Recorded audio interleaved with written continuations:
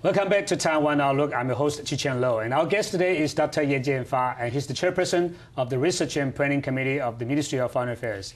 Dr. Yan, we've been talking about Taiwan's UN efforts, but as we know that this year there are two referendum items, one by the KMT and the other one by the Penguin Camp. How do you see the difference between these two referendum bills? I think the DPP or the Penguin appeal is very clear that Taiwan, we use Taiwan as name to enter the UN. And the Penguin Camp is more flexible, ambiguous. The reason is because the Penguin Camp did not come with this issue. But afterwards, the Penguin Camp changed the strategy. So the Penguin Camp proposed flexible approaches to that. It means that the UN can be under different names. But for me, that is only to confuse the issue. Why is that? Because if you can use any names, then we can also use Taipei, China.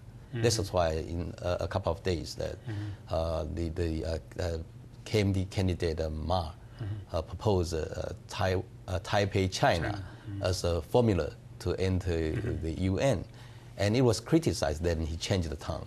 So it's very risky. Maybe somebody will put one country to system to that, but it will not be of Taiwan's interest. But the bottom line issue is that whether the name matters in terms of Taiwan's chance of being a member of the United Nations. Do you think that different names do have different chances or different implications? I think it's still too early to judge this because this is only a referendum for internal consensus. But the most important thing is how do we send a message to the international society? So the message should be very clear. And then the entry of the UN will be the next step. That will be determined by the outsiders. So what I'm saying is that this is a matter of message sending. And so I think we have to send a very clear messages to the international society because the bottom line just can be one. You cannot have bottom lines, then you will lose the bargaining chip. But the thing is, if of course there are all kinds of scenarios. One is that the two bills are both passed, or one failed, one succeeded, and both failed. What would be the best case scenario for Taiwan? So in the last minute, I think two parties should be compromised to have just one. Then the consensus can be organized. But in terms of due process, you have to go through the referendum committee and so on. Will that be quick enough to solve all the differences between the two camps? I think this is quite a very difficult thing for Taiwan because time is very limited. And now two parties are fighting each other very fiercely. So it's very difficult to find a consensus. But we have to make more efforts to do that. As you say that the outcome of the referendum will send a very strong message to the international community. But in the process, Taiwan is still sending messages to other countries, to the international communities as well. But the thing is, from the responses so far, from many of the countries in the world, Taiwan's message seems to be very confusing, right, to the outside world.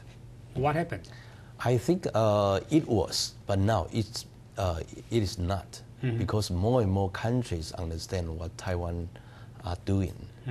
For example, at the APEC meeting summit, you see that Bush did not criticize Taiwan on this issue, and you also see that more and more sympathies from the international community. So I think this it takes time to convince the international friends, because in the past we didn't do anything. We didn't do anything for ourselves. So we become very dependent on others. That's right. So now we have to do for our own self. But what has the government been doing in trying to explain away some of the concerns that other countries may have? Pardon me? what has our government been doing in recent weeks in explaining away some of the concerns that other countries may have? Actually, we have done a lot through our foreign embassies to negotiate, to also we urge some media or some Congress people to help us. This is a long process, but it quite takes time. And let's now talk about China's response. So far, China has been, used a lot of harsh words and so on.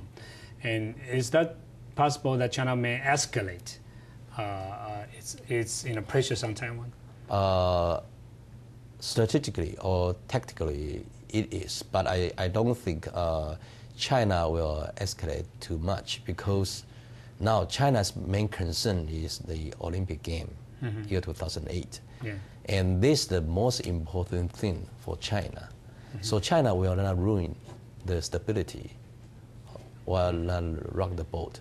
So I believe that as long as Taiwan can insist, of course, in a very peaceful manner and very low, very gentle way, I do believe that China has to accept the result. So far, China seems to be very, hush on some of the action taken by Taiwan, including the DPP's action, also the KMT's action as well. How do you see China read the different moves by different parties in Taiwan?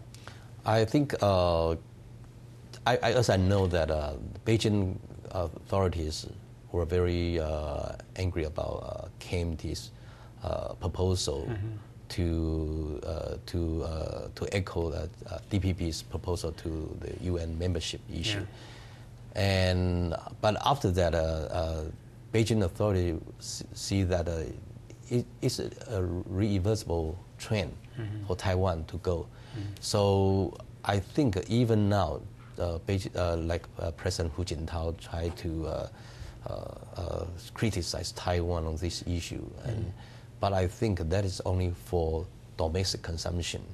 For China's domestic consumption. For China's domestic consumption. And I think lastly, China will try to shift the attention, people's attention to the Olympic game. And especially after September 15th, the UN Assembly. Yeah, but the thing is, China, Hu Jintao has said that for the next 2 years, it will be a period of very high danger. In other words, anything could go wrong, even before the Olympic game or after the Olympic game. Do you think there are still chances that the relationship between the two sides of Taiwan could go wrong in the foreseeable future? If you review the documents or the papers or the reports, you'll see many similar languages and wordings. But basically, we have to very clear to see that what is the China's main concern now. Olympic game, year 2008, and also the Shanghai Expo in year 2010. So in the coming years, China will focus more on economic development. So I do believe that China or even United States will try to make this issue become little or minimum. For all those years, there have been arguments that if there's a chance that we should try to get some sort of diplomatic truce or ceasefire between the two sides of Taiwan Strait. In other words, even in the so-called communique between Hu Jintao and Lian Zhan and James Song, there have been wordings that we can negotiate and then try to give Taiwan some international space and so on. Do you think that's a possibility? China had said that many years ago, but we don't see that. So I think, of course, we welcome any proposal or any formula, but most important that we have to insist on our own position, and the bottom line cannot be negotiated. And what are the bottom lines that Taiwan? The bottom line is that Taiwan is an independent country, sovereign country. Sovereign country. Yeah. This is the bottom line. Then we can negotiate. We can create some flexible formula for both sides. But do you think that Beijing will come to terms with Taiwan's with that kind of position? We cannot always look to Beijing. We have to look to our own self, ourselves. So I think this is another issue. And at least we have to be very consistent and insistent. That's right. But the problem for Taiwan is that we are seeing a rising China. And with more resources, with more personnel and so on, more influence as well. But on the other hand, Taiwan seems to be more limited in terms of resources, seems to be more restrained in terms of the strategy, tactics, and so on. How can we compete with China in the international community? I think for many countries, including Taiwan, the opportunity and risks also come together. That's right. So even we have a lot of risks and many challenges, but we also have many opportunities. Now we earn a lot of money from China. We also have a very strong business in China. And I don't think China will block the cross-strait economic relations. I don't think so. So in the long run, China has to differentiate politics from economy. And if this is the case, I do believe we can survive. That's right. But apparently, nobody would be so naive to believe that Taiwan can join the United Nations overnight. This year we'll be able to get into and so on. So it would be a long-term goal by Taiwan. So apparently, the Ministry of Foreign Affairs must have some long-term strategies for Taiwan's UN membership. What are the long-term strategies for Taiwan? Yeah, I think basically belief is the most important thing. We have the strong belief that we can go. And this is a continual and ongoing process. And I think after the UN membership issue, I do believe that we have to do more substantial homework. For example, we have to do more foreign aid to the underdeveloped countries. That's right. Not only our diplomatic aids, even the non-diplomatic aids, that we have to do more. And because we are the 18th economy and the 16th trade partners and the 7th foreign investors in the world. So we are strong economy. So I think we have to contribute more. We have to do more. Then we can request to the international society. If there's no Taiwan's presence, there's a kind of the international loss. But speaking of foreign assistance to other countries, especially the poor countries, there have been criticism about Taiwan's so-called money diplomacy, checkbook diplomacy, and so on. How do you respond to that kind of criticisms? I think money politics cannot be avoided. Even United States or even Japan, I do believe this is a part of the reality. But we try to make this part of reality smaller. And we try to make the other part of reality transparent. And as a matter of fact, in Taiwan's political ecology, it's very difficult to hide anything. Now it's all transparent. Transparent in the legislature. And now the opposition party is the majority. So it is very difficult for us to do check diplomacy.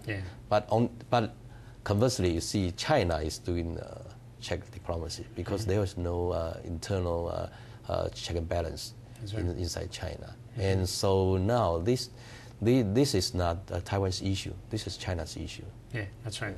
And apparently, the reason why people are concerned about Taiwan's UN efforts is about Taiwan's relationship with the United States. Looking back for the past 8 years, the relationship between Taiwan and Washington has been ups and downs. Apparently now we are moving down again as a result of the UN bid. So how can we fix the problem? And what went wrong with the relationship between Taiwan and the United States? And what are the necessities for Taiwan to have more communications with the United States? And when we come back, we're going to talk about the bilateral relationship between Taipei and Washington. And let's take a short break. Stay with us.